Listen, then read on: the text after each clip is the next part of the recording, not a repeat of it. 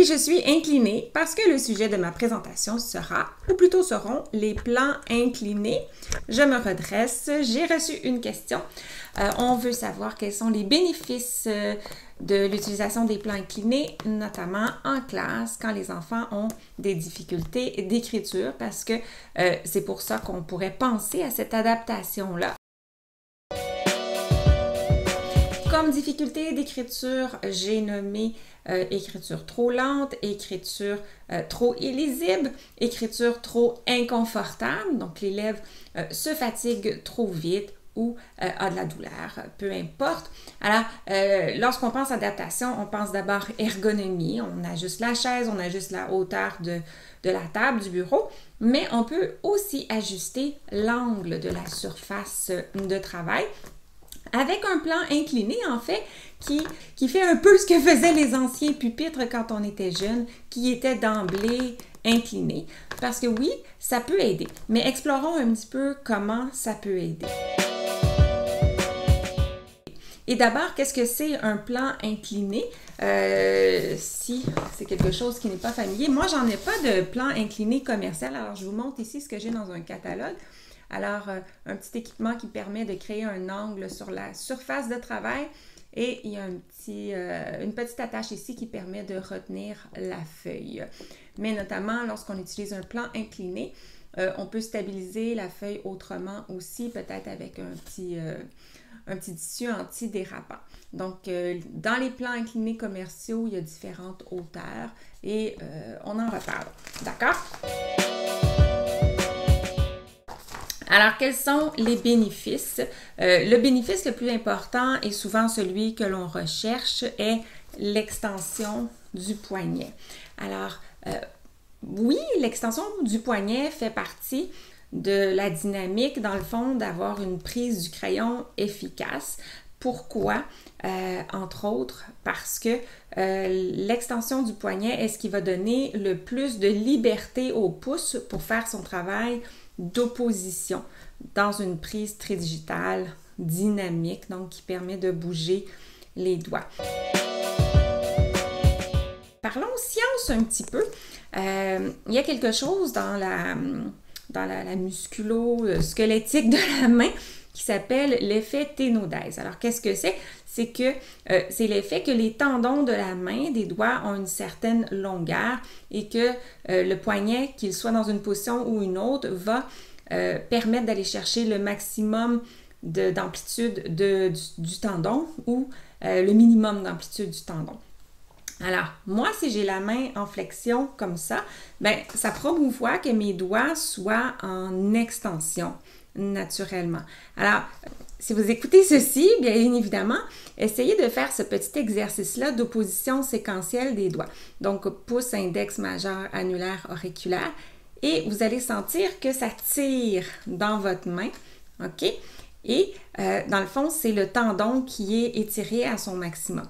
Donc, c'est pas super confortable, OK? Et à l'inverse, quand je m'en vais en extension, tout seul, les doigts veulent être en flexion. Alors, et là, je peux réessayer le même mouvement et c'est beaucoup plus facile pour moi à exécuter et confortable. Et sur le crayon, dans le fond, ben, on ne recherche pas des doigts en extension, mais vous savez, on en voit des fois des enfants avec des doigts comme ça, OK? Et il faut vérifier si leur poignet est en flexion avant de se dire qu'ils ont de la difficulté à prendre une bonne prise du crayon. Alors, de là, quand le poignet est en extension, les doigts veulent fléchir et le pouce prend naturellement sa position. Donc, ça facilite beaucoup d'avoir une prise du crayon dynamique.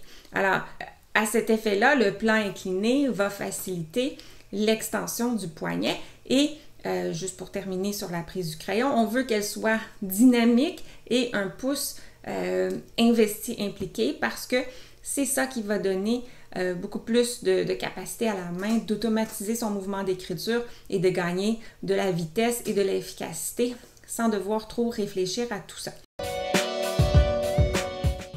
Alors, je vous ai montré quelques exemples de plans inclinés commerciaux.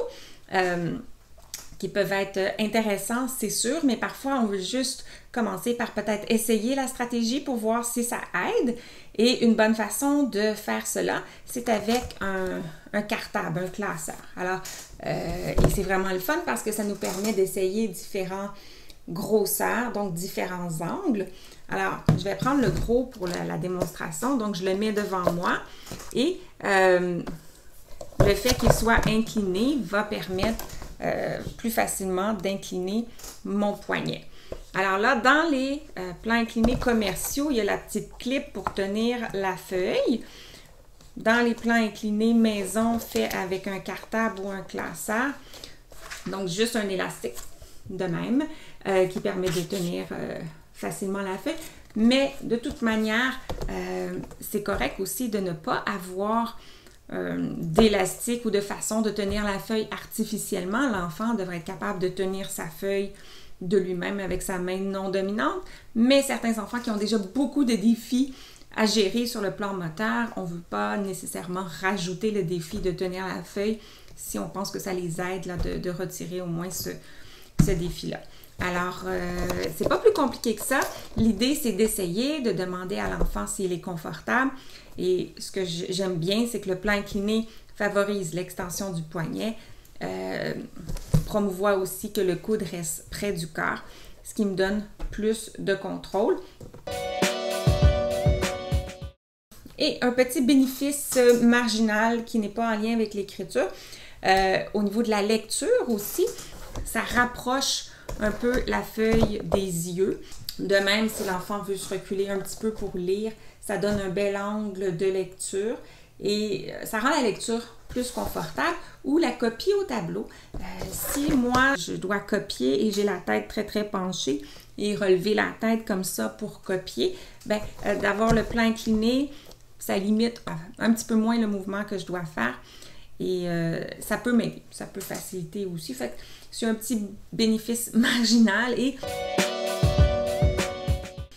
petite histoire de vie que j'ai remarqué il y a quelques moje des fois, j'écris dans mon lit le soir, j'ai des idées et tout ça, et je me prends un cahier, un livre, n'importe quoi, pas nécessairement imprimé, et je monte mes genoux et j'écris sur mes genoux.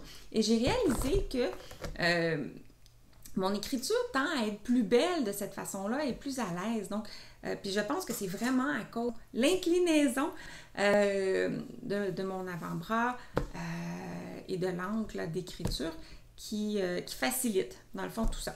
Alors, amusez-vous avec cette information-là. Faites des essais pour vous-même avec des cartables et classeurs et analysez un petit peu ce qui se passe avec votre propre écriture. Et ensuite, proposez ça aux enfants que vous pensez que ça pourrait aider. Comme toujours, si vous proposez une nouvelle adaptation à un enfant pour améliorer son contexte d'écriture, je vous suggère de lui permettre de s'exercer, de tester les nouvelles adaptations, équipements dans une activité qui va être agréable et qui n'impliquera pas de l'écriture. Notamment, je vous propose l'activité des bonbons, qui est de faire des petites spirales pour exercer le dynamisme de la prise du crayon. On le fait avec le plan incliné, on le fait sans le plan incliné. On le fait avec des plans inclinés de différentes dimensions et on voit avec l'enfant si c'est aidant. Moi, je m'appelle Josiane Caron-Santerre. Je suis ergothérapeute. Si c'est la première fois que vous m'entendez, j'espère que vous avez apprécié et que surtout vous avez appris un petit quelque chose. Je vous invite à venir me visiter sur mon site web josianecaronsanterre.com. Là-dessus, il y a d'autres mini-formations, ressources gratuites. Il y a des formations en ligne si vous souhaitez aller plus loin dans le monde des connaissances et des stratégies et de la perspective de l'ergothérapie. Mais surtout, assurez-vous de repérer le petit onglet « Communauté privée » en haut à droite. Inscrivez-vous à mon infolettre, InfoErgo, c'est gratuit. Je vous enverrai chaque semaine une nouvelle mini-formation ou ressources. C'est un peu comme une petite séance de coaching en ergothérapie chaque semaine dans votre boîte courriel. Alors, sur ce, je vous souhaite bonne journée, bonne soirée et on se revoit très bientôt pour continuer à parler d'ergo. Bye!